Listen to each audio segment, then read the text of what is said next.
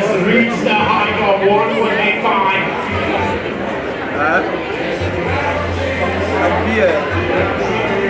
Familiar hairstyle at the moment. Eating the back. Shotgunning on this one.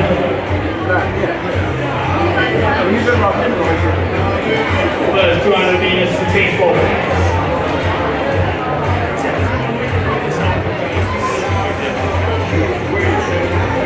Action on the track from next Omphile.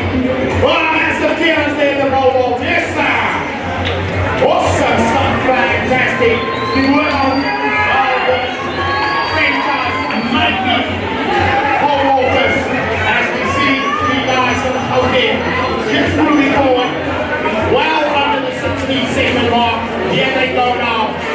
Just to qualify, the time to beat as they come in so easy for them to run the 154s, 152s. Now the time to beat is 152. You guys want to be in the final? The time at the moment 1 minute 19. 30 seconds to go. It's a race against time.